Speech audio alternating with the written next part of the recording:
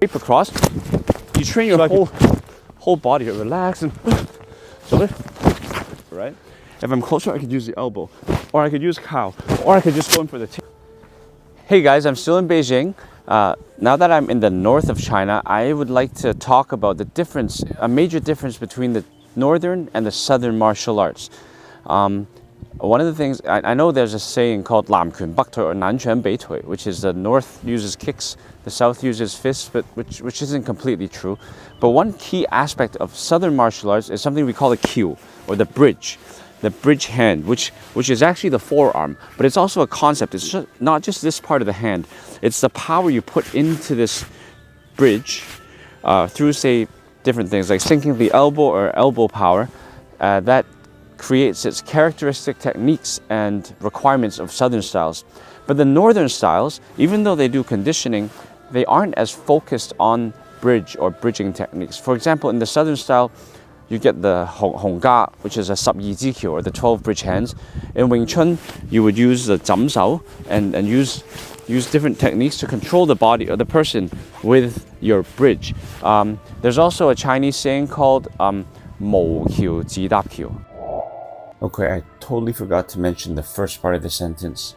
It actually is kyu loi kyu shen guo, mo kyu, ji dap kyu. So what the first part means is, if there's a bridge that's coming, you break the bridge or go past the bridge, most likely on top of it, depending on the style you take. And if there is no bridge, then you create your own bridge.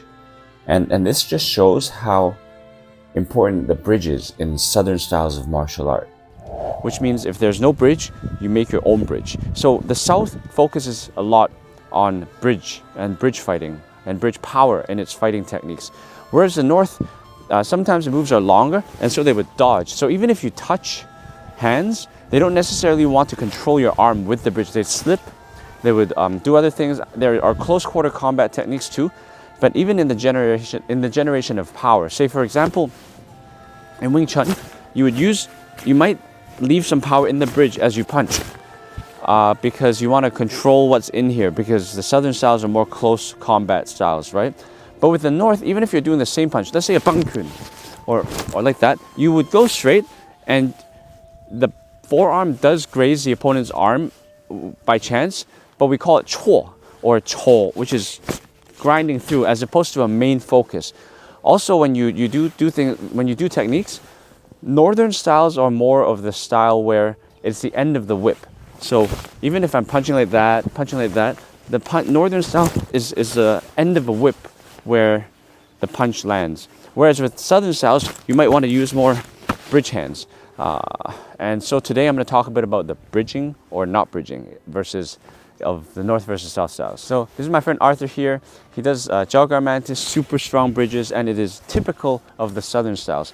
But now, what I want to tell you is, if I do, say, the southern styles I do are Wing Chun, Choy Mok Pai, and a bit of Jalgar Mantis. So for example, if I were to do a technique in Wing Chun, we would, the punch itself, we would go through like that, which is using the bridge to stop the bridge or control the bridge. And then we would use the bridge, let's use this side.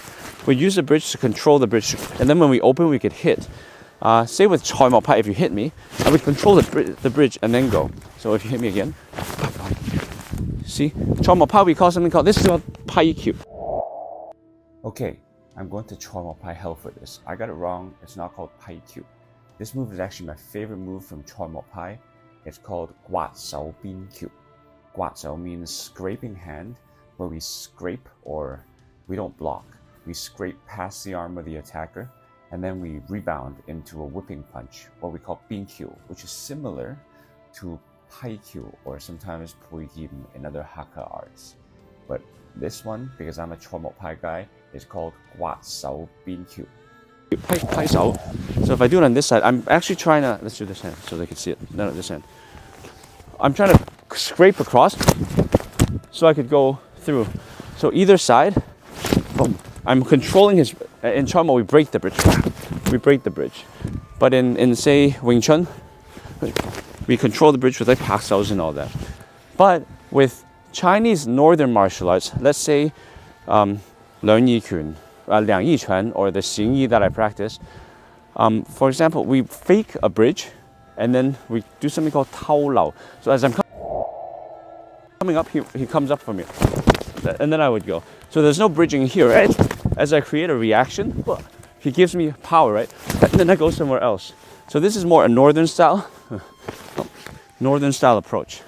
So for example, I bridge him, I might go across, or I could come straight in. These are more, if you come slowly, more northern style techniques, because I'm slipping and going through. And then you could do the big movements that the northern styles like.